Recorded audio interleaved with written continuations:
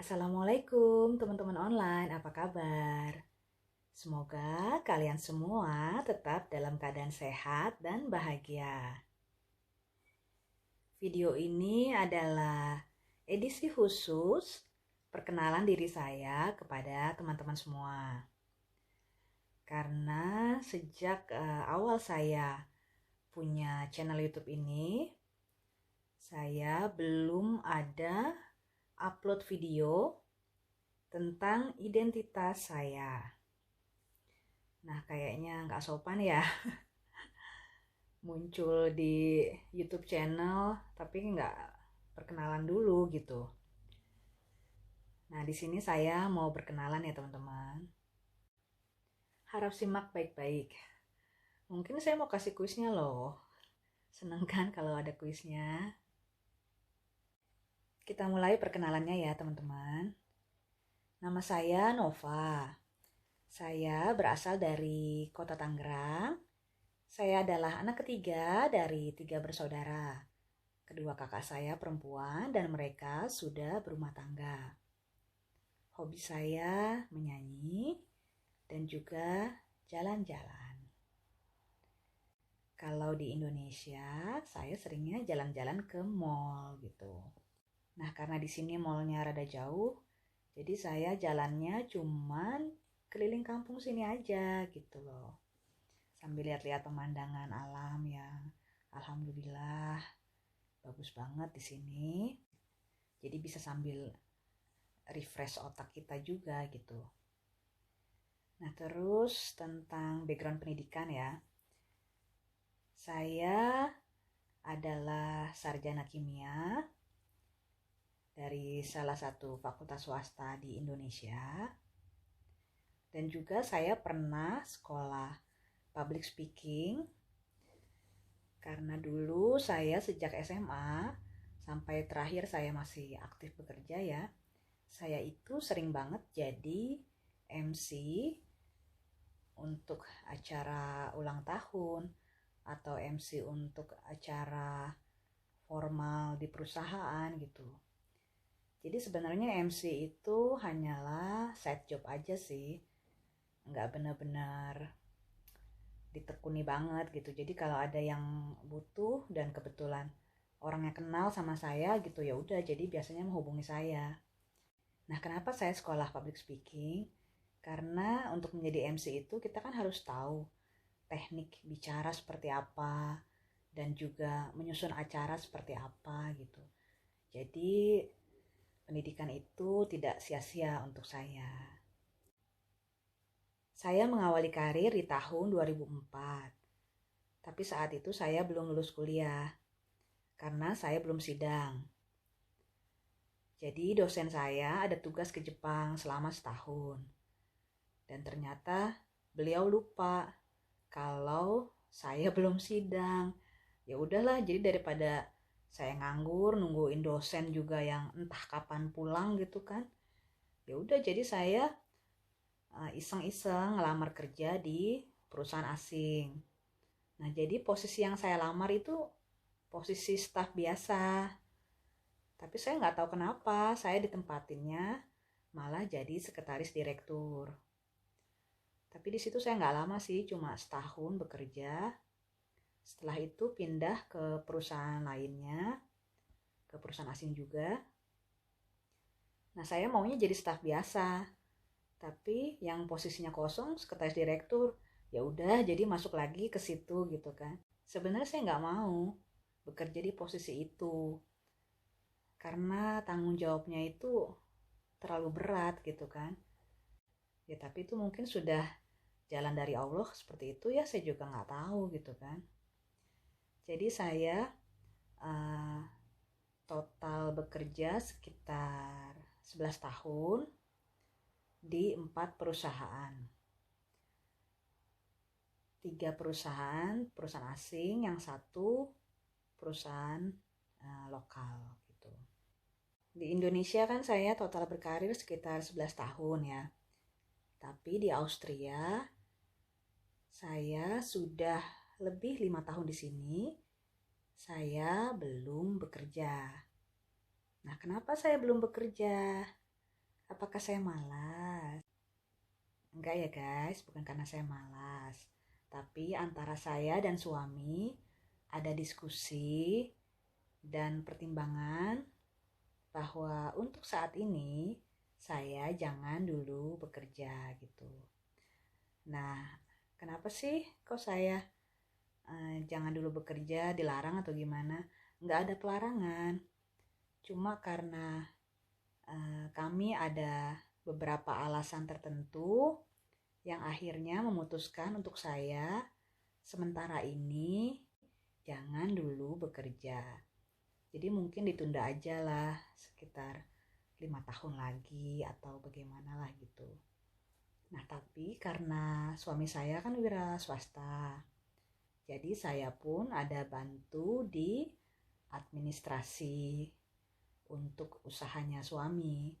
Karena suami saya juga ada karyawan gitu.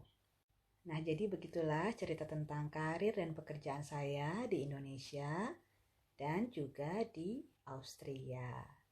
Nah, sekarang saya mau cerita tentang pertemuan saya dengan suami. Jadi saat itu tahun 2014, saya ada pameran di sebuah negara. Terus saya ketemu dengan customer yang dulu pernah punya project bareng sama perusahaan di tempat saya bekerja sebelum ini gitu. Nah jadi saat ketemu ya kita ngobrol-ngobrol biasa lah ya, namanya juga customer gitu. Nah udah gitu dia bercanda sih tanya sama saya, Nova kamu udah menikah belum? Kalau misalnya belum mau gak saya kenalin sama kolega saya katanya gitu. Terus saya bilang oh boleh gitu. Nah akhirnya saya kasih dia alamat email saya karena saya nggak mau kalau orang belum kenal hubungi saya via telepon atau WhatsApp gitu, saya nggak mau. Nah ceritanya beberapa bulan berlalu saya sama sekali belum pernah ngecek email gitu. Tapi saya ingat saat bulan Maret tahun 2015 saya ada suatu kekecewaan terhadap perusahaan gitu kan. Jadi mulai dari situ saya bekerjanya itu tenggo. Ngerti nggak tenggo? Tenggo itu maksudnya gini, pada saat bel teng langsung go gitu. Nah biasanya kan saya kan kerjanya itu pastilah lebih dari jam kerja yang seharusnya gitu. Bukan karena memang ngejar uang lembur, enggak. Karena memang pekerjaan saya tidak dibayar lembur. Tapi karena memang pekerjaan saya banyak, jadi saya jarang banget bisa pulang tenggo. Nah, karena saat itu saya kecewa sama pihak perusahaan, jadi saya mulai kerja sekedarnya aja gitu. Nah, karena lagi kecewa ya, jadi kan kesel ya. Terus saya buka email pakai komputer kantor. Nah, saya itu hampir nggak pernah pakai fasilitas kantor untuk urusan pribadi saya gitu. Sekalipun saya ada urgent butuh untuk nelpon keluarga gitu ya, saya itu nggak mau pakai telepon kantor. Jadi saya selalu pakai handphone saya sendiri gitu. Sekalipun saya pernah ya, pulsanya itu nggak cukup untuk telepon, terus uang saya cuma cukup untuk ongkos pulang gitu, jadi saya nggak bawa uang lebih. Terus saya bilang sama teman saya, nah saya mau utang pulsa dong boleh nggak gitu kan, nanti besok saya bayar. Oh iya boleh. Saya sampai utang pulsa loh kalau misalnya saya benar-benar kepepet mau nelpon gitu kan, padahal kan saya bisa aja telepon pakai nomor kantor, tapi saya nggak mau gitu. Nah ceritanya saya buka email itu, nah saya kaget ternyata suami saya sudah email saya beberapa kali, entahlah dari bulan berapa gitu, saya baru baca di bulan Maret 2015 itu. Nah setelah email itu saya reply, akhirnya kami mulai berkomunikasi. Tapi masih via email atau kita janjian chat di Yahoo Messenger. Karena saat itu saya masih belum yakin untuk kami bertukar nomor telepon. Nah, tapi dalam komunikasi itu selalu ada pembahasan yang sama gitu. Jadi suami saya minta saya untuk carikan calon istri untuknya. Tapi harus kriteria beragama Islam dan kriteria lainnya. Padahal suami saya berasal dari keluarga Katolik. Tapi dia maunya punya istri orang Islam. Karena suami saya punya alasan tersendiri kenapa maunya menikah dengan wanita yang beragama Islam gitu. Nah, untuk alasannya saya nggak bisa share ya, karena soal agama itu kan sensitif ya kan. Nah, jadi setiap kami berkomunikasi, dia selalu tanya, gimana Nov progresnya, udah ketemu belum calon istri untuk saya? Selalu ngomong gitu kan. Mungkin udah lebih semingguan gitu. Ya lama-lama kan saya kesel gitu. Terus one day saya cuekin gitu kan. Akhirnya dia kirim email, entah berapa puluh email, cuman say, hello Nova, how are you? Cuma nanya-nanya gitu doang, tapi emailnya sama, mungkin cuma copy paste gitu ya. Nah akhirnya saya kan gergetan juga gitu. Terus saya tanya, nanti aja lah, saya akan hubungi kamu setelah saya dapet calon istri untuk kamu, saya gitu ya. Terus suami saya bilang, aduh please nggak usah salah paham, kita harus bicara gitu. Ya udah akhirnya kita janjian lagi untuk kontak by Yahoo Messengers. Nah, dari kita chatting via Yahoo Messengers, itu kan chattingnya pakai kamera ya. Terus kita bahas lah ya. Nah, suami saya tuh tahu kalau saya tuh nggak suka di-push tentang calon istri untuknya gitu kan. Terus sampai akhirnya ada kalimat saya ngomong gini sama suami. Kenapa sih kamu maksa-maksa saya untuk carikan calon istri? Sedangkan kamu juga tahu saya juga belum punya pacar gitu. Emang kamu gak tertarik sama saya gitu kan? Sampai saya tanya gitu. Nah akhirnya suami saya bilang gini, Nob, saya tuh sebenarnya orangnya pemalu. Jadi saya nggak tahu untuk memulai percakapan dari mana, katanya gitu.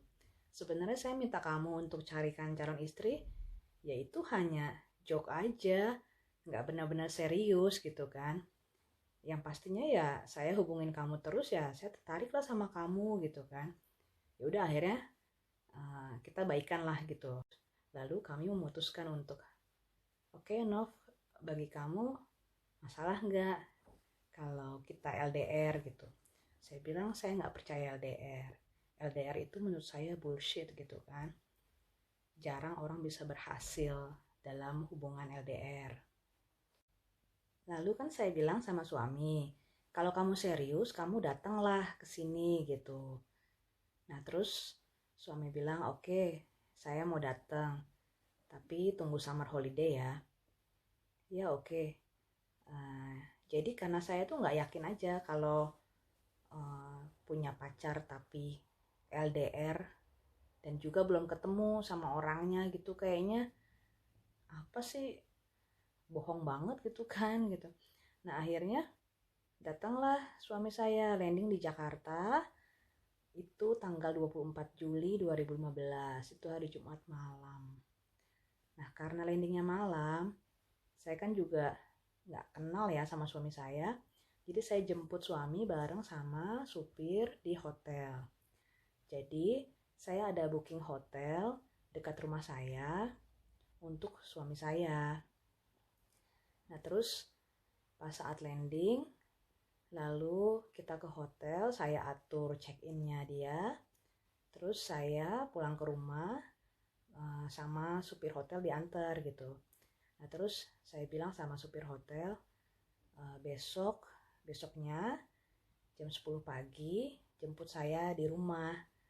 Nanti saya mau pergi sama tamu saya bilang gitu.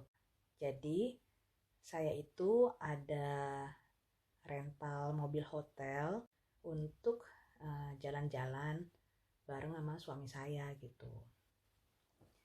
Nah, akhirnya kami jalan ke Grand Indonesia, makan siang lah di sana gitu. Terus keliling-keliling mall aja. Jadi sampai jam 7-an malam lah gitulah. Lalu hari Minggunya suami bilang mau ke Jakarta, tapi mau naik bus karena penasaran gitu. Oh ya udah, saya ajak naik bus. Nah terus kan depan hotel itu halte bus ya. Nah kita jegat di situ. Nah taunya pas kami sudah duduk nih, ada anak kecil sama ibunya naik bus, ya mungkin anak kecil umur 3 tahunan gitu ya.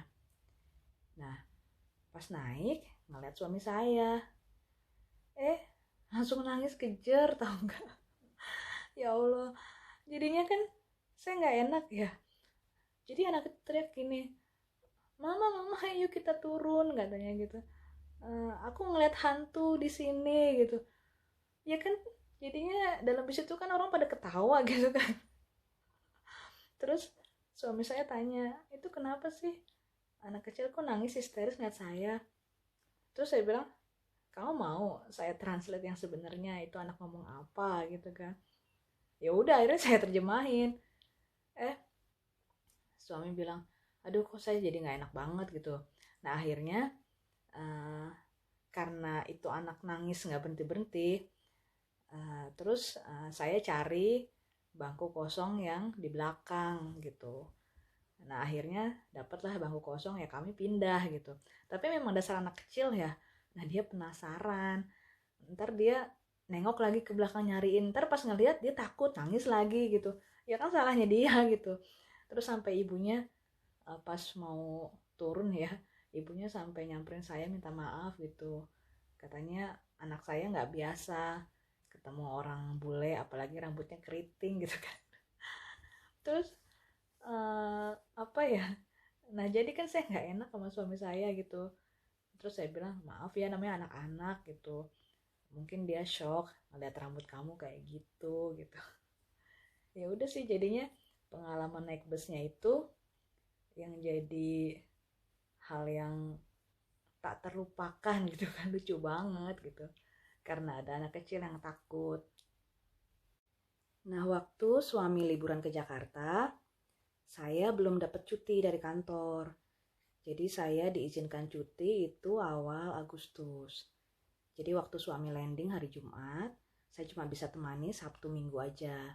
Hari Senin sampai Jumat berikutnya saya kerja, terus ketemu suami untuk makan malam. Nah hari Sabtunya saya ajak ketemu keluarga saya gitu. Nah jadi tetangga pada heboh.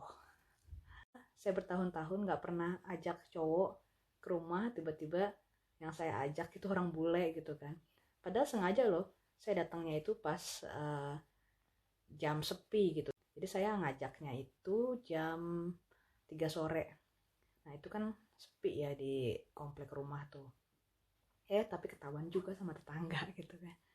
Ya udah, terus ngobrol-ngobrol, makan malam di rumah gitu.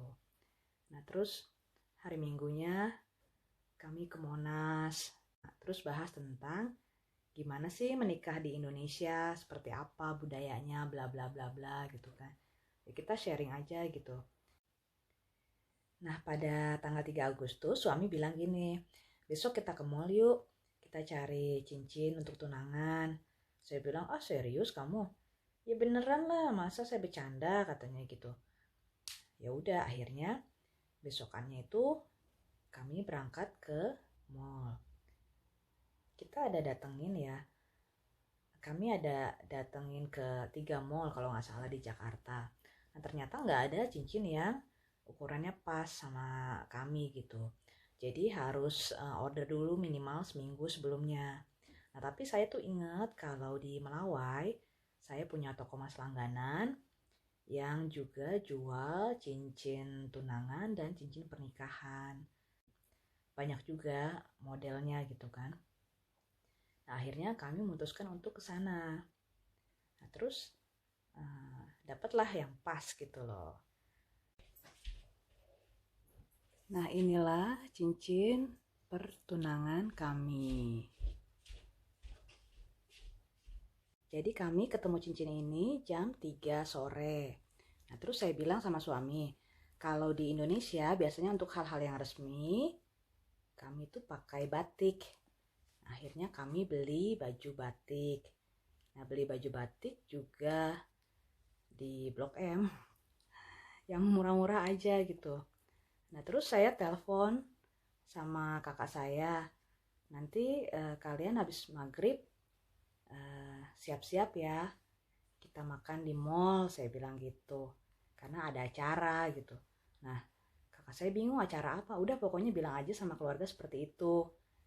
Jadi saya sudah telepon ke restoran di mall untuk booking 1 meja gitu. Nah, akhirnya terjadilah pertunangan yang sangat sederhana di restoran itu. Jadi tunangannya tanggal 4 Agustus 2015. Nah, jadi itulah kenapa saya adain giveaway yang saya undi tanggal 4 Agustus. Nah, berikut foto-foto kami.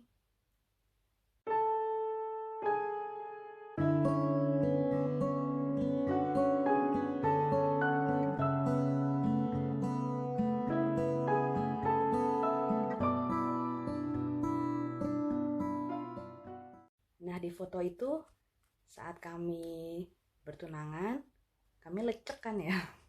Ya karena memang kami nggak sempat mandi. Jadi dari Blok M, kami langsung pulang. Terus saya cuma cuci muka, ganti baju, terus sholat maghrib. Udah gitu, kita sama-sama ke mall untuk acara makan malam dan juga pertunangan yang sederhana. Nah, di tanggal 5, suami bilang untuk rencana pernikahan gitu, bulan Januari. Nah, terus saya ada bilang sama ibu saya tentang hal ini gitu. Nah, ibu saya pikir kami menikah di Januari 2017 gitu. Ternyata kan 2016. Nah, jadi kaget dong. Loh, kok mepet banget sih waktunya, bla bla bla bla bla. Nah, karena ibu saya maunya ada resepsi. Jadi kami cari tempat resepsi untuk di bulan Januari 2016. Nah, itu kan nggak gampang ya karena udah full. Jadi dari Agustus ke Januari cuma ada waktu 5 bulan. Nah, akhirnya sampai tanggal 6 suami harus balik ke Austria. Itu kami belum dapat kabar gitu. Nah, terus dikabarinnya kalau nggak salah sudah 1 minggu setelah itu dapat kabar dari sebuah hotel. Katanya ada orang yang cancel gitu. Ya alhamdulillah, kami bersyukur banget karena kami bisa menikah di tempat yang kami mau gitu. Nah, begitulah cerita tentang perkenalan diri saya dan juga tentang pertemuan saya dengan suami. Nah, jika teman-teman ada mau tanya sesuatu, silahkan tulis di kolom komentar ya. Terima kasih telah menyaksikan vlog saya. Sampai jumpa di vlog berikutnya. Assalamualaikum. Auf Wiedersehen.